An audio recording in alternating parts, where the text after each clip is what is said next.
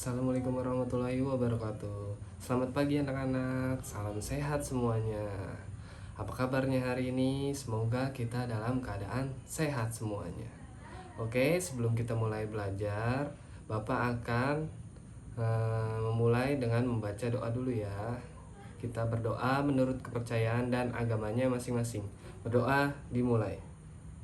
Doa selesai, Bapak akan mengabsen dulu ya. Hari ini kita akan belajar di tema 6 subtema 1 tentang siklus hidup di mata pelajaran Ilmu Pengetahuan Alam. Nah, sebelum mulai belajar, Bapak akan menyampaikan tujuan pembelajaran hari ini dulu ya. Yang pertama, kita siswa dapat mengidentifikasi siklus hidup atau daur hidup hewan dengan baik dan benar. Dan dengan mengamati daur hidup dua makhluk hidup yang berbeda, siswa dapat membandingkan dua daur hidup binatang dengan cermat.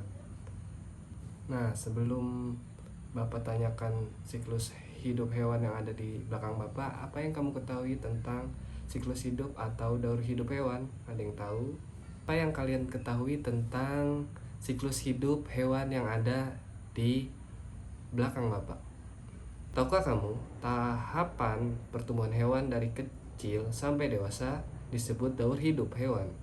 Pada daur hidupnya ada hewan yang mengalami perubahan bentuk, ada juga yang tidak. Hewan yang mengalami perubahan bentuk tubuh dalam daur hidupnya dikatakan mengalami proses metamorfosis.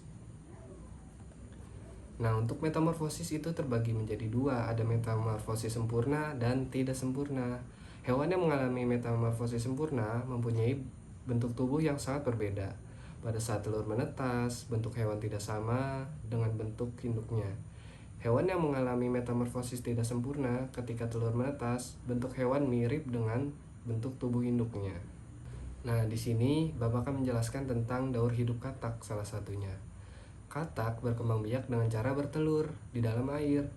Telur-telur itu akan menetas setelah kurang lebih 10 hari. Telur itu menetas menjadi berudu yang hidup di air. Oleh karenanya, berudu memiliki insang, alat pernapasan untuk bernapas di dalam air, seperti pada ikan. 3 minggu kemudian, insang pada katak akan tertutup oleh kulitnya. Kemudian tumbuhlah kaki belakang. Pada usia 8 minggu, berudu berkaki berubah menjadi katak yang berekor. Ekor itu kemudian akan memendek dan ia bernapas dengan paru-paru. Setelah bertumbuhan anggota tubuhnya sempurna, katak akan merubah menjadi katak dewasa. Ini adalah daur hidup katak merupakan metamorfosis sempurna. Nah, yang akan Bapak jelaskan selanjutnya tentang daur hidup kecoa. Daur hidup kecoa atau kecoa merupakan salah satu serangga yang juga berkembang biak dengan cara bertelur. Setelah beberapa lama, telur kecoa akan berubah menjadi kecoa muda yang disebut nimfa. Bentuk nimfa mirip dengan kecoa dewasa, hanya warna kulitnya yang berbeda. Nimfa beberapa kali mengalami pergantian kulit sampai ia menjadi kecoa dewasa. Nah, kecoa merupakan salah satu contoh hewan yang mengalami metamorfosis tidak sempurna.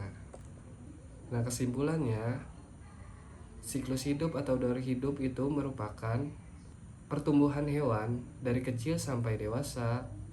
Yang hidupnya ada hewan yang mengalami perubahan bentuk, ada juga yang tidak.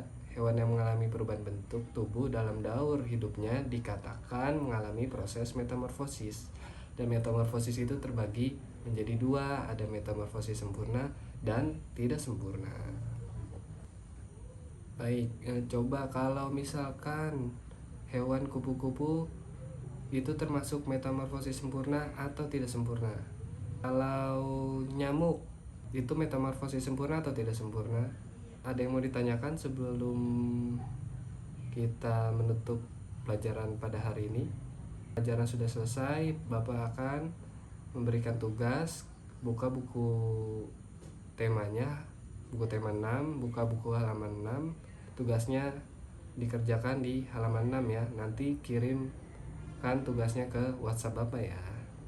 Oke, pelajaran hari ini sudah selesai. Mudah-mudahan apa yang kita lakukan hari ini bermanfaat. Tetap patuhi protokol kesehatan. Sekian. Wassalamualaikum warahmatullahi wabarakatuh.